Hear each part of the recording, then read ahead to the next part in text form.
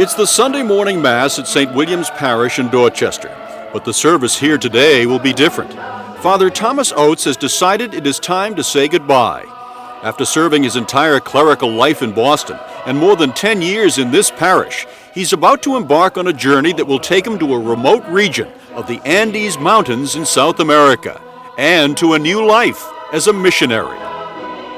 I shall always remember the people of St. William's as I make my way to South America, and you will always occupy a special place in the memories of my heart. God bless you. Thank you.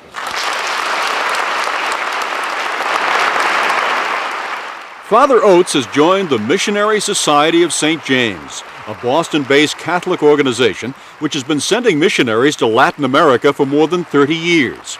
He will fly to Peru to study Spanish and visit other missionaries before being assigned to his own village parish somewhere in the region. At 57 years of age, he is setting a new life course, but with mixed emotions.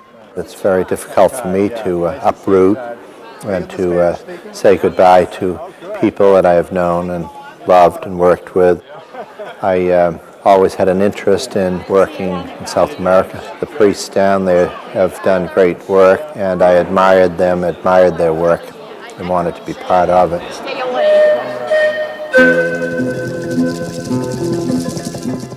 The St. James Society was founded in 1958 by Richard Cardinal Cushing, who encouraged his parish priests to go to Ecuador, Bolivia, and Peru to do religious and charitable work among the poorest of the poor. Since that time, a steady stream of Boston's clergy and others have answered the call. Parish priests who are willing to go make a 5-year commitment to the missionary effort. Many have stayed on permanently. I want to work with the poor, plain and simple. I don't go there as the savior to the people. I have no preset answers for their problems. I think the needs of the human heart are basically the same all over the world. That person-to-person contact can sometimes unlock the needs of the human heart.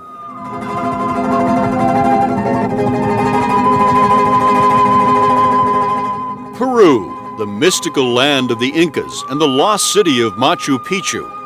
Father Oates will discover a country in transition. Andean villagers lead lives much as they did 100 years ago, while modern Lima embraces the 21st century. Life for the poor has improved somewhat in recent times.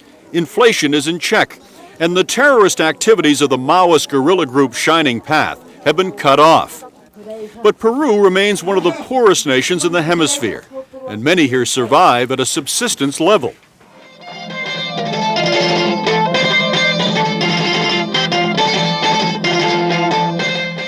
"13,000 feet above sea level in a remote region of the Andes, local campesinos gather to perform village dances. On the outskirts of the crowd, a 6-foot Irishman from Dorchester tries to blend in.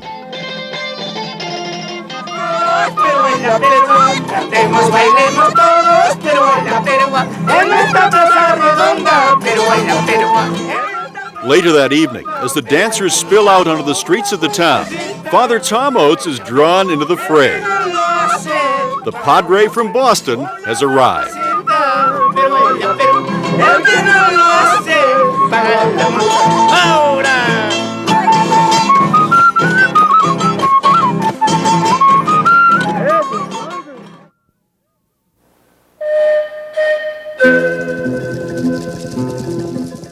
From Machu Picchu, it is a 6-hour journey south by train and car to the city of Siquani.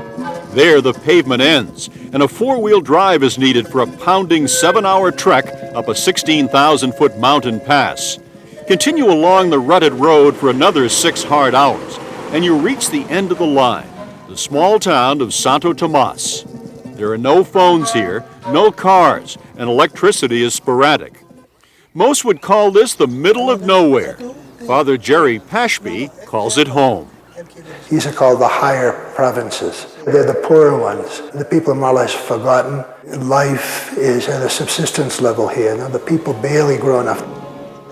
I think we asked these people how much money they made in a year selling their corn, if they sold some, or their animals, or if they did some work. I'm sure it wouldn't get beyond $200 per family, not per capita, per family. It's about the income. Santo Tomas is the hub for 50,000 campesinos living in 118 steep mountain villages in an area roughly half the size of Massachusetts. This is Father Pashby's parish. It is a long way from his roots in Revere. Traveling mostly by foot, often for days at a time, he makes his rounds, reaching some parts of the parish only once a year. This parish starts way down at about 9,000 feet, and it ends up at the Continental Divide. It's about 18 or 19,000 feet, and there are no roads to get to most places. I can get to a certain amount on my motorcycle, but the vast amount of the villages are inaccessible except by walking.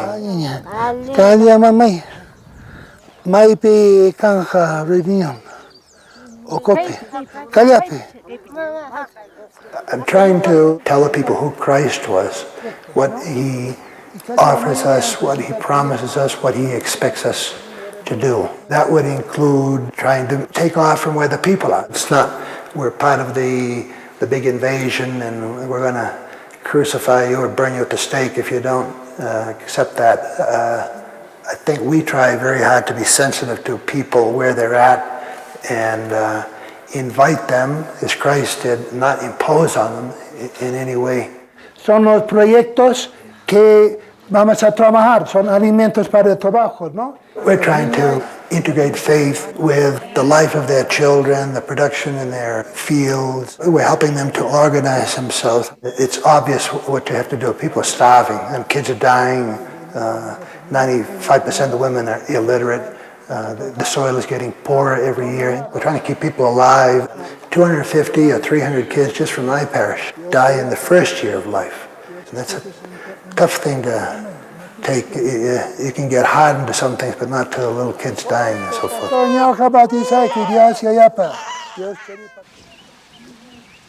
Villagers here live in near complete isolation from the outside world. They receive very little education, and often their worldview ends with the road out of town. And so for Father Pashby, ministry has become more than just spreading the gospel and arranging for vaccinations. He has set up scores of low-tech satellite TV dishes throughout the region in an attempt to jack his parish into the 20th century. Now even his remote village parishioners can get their MTV. A lot of people raise the question, how dare I put satellite dishes in villages? How dare I destroy this pristine Inca Indian culture? I debated that at the beginning, and I talked to some Peruvian anthropologists, fine people, and they told me, Padre, these people are not in a jar in a museum, pickled. You know, they're part of the human race, and they have a right to participate in all that the human race is, what's good and what's bad. Using scraps of tin, assorted roofing materials, and about $200 worth of electronic parts, Father Pashby helps people in a village construct a dish. One small TV, powered by a car battery, is shared by the entire community. And who decides what to watch? Just ask who's holding the clicker in your living room. And they say, what are we going to watch? And everybody says, noticias. We want to see news. We want to know what's going on in the world, what's going on in this country, who's running for president, what's his platform, how do you fill out the ballot, what are you supposed to do with your kids, when do you vaccinate them? All these things pop up on TV. And what's the ocean? What's a big river? What's a city like? What do Africans look like? We're just so far cut off. No newspapers come out here, no magazines. They said, this can't be. No matter if we've got some real corny, idiotic TV series coming from the States, the good to me outweighs the violence and the other negative factors of TV. Realmente me quitó el dolor y no me cayó mal al estómago. Father Jerry Pashby has been in Peru for more than 30 years. Father Tom Oates has made the grueling 2-day journey to visit him to see if he can pick up a few pointers. Buenas, Padre Tomás, visitachkan, amigo. Mucho gusto. He's a wonderful priest, does the work of a priest very well. He's a priest who's kind of cast his lot with the people, particularly concerned about matters of justice and inequity that affect the people's lives. He's a good shepherd, I think. Oigan la Semana Santa. Si regalo'y putan, makikumanta. As Catholics, nowadays we don't interpret missionary as just a person who goes off to the jungle or some crazy mountain peak in the Andes. We think it's our vocation. We're called to do that, to be a missionary. What can I do here without asking too much in return? This is what Christ asks for us, and this is what we think will make the world better.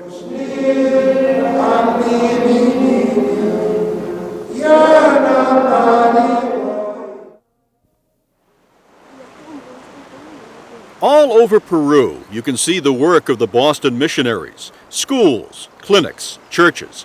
Their work in each parish is as varied as the missionaries themselves. Father George Flynn uses his communications degree from Boston University to spread the word via an 87-station radio network he helped set up. We have 6 weekly series, 1 in Quechua, the Indian language, and 5 in Spanish.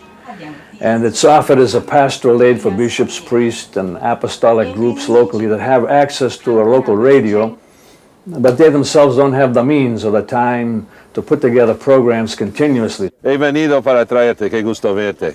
¿Y la bebita? Father Joe Martin prefers more direct community work.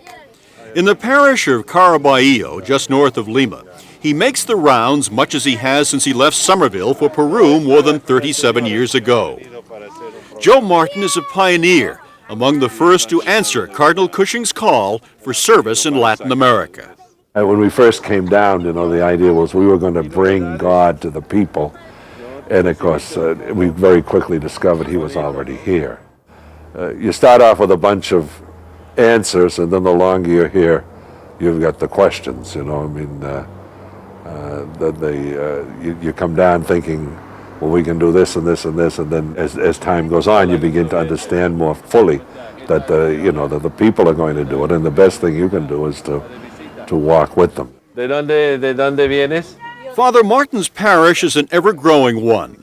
Waves of villagers from the countryside move to the city each month, seeking jobs and a better life.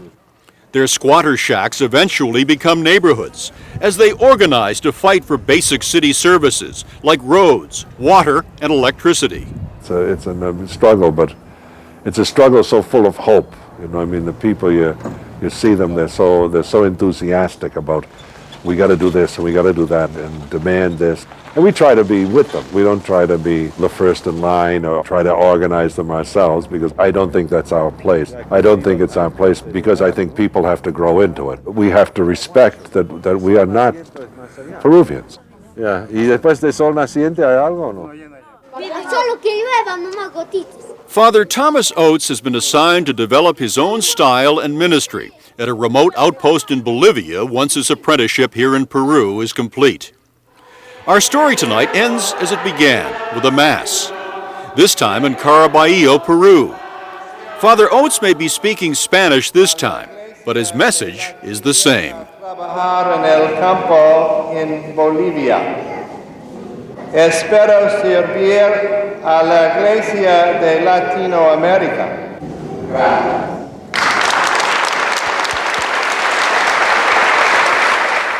It seems like light years ago since I left St. William's, and I've been to places far different from Dorchester.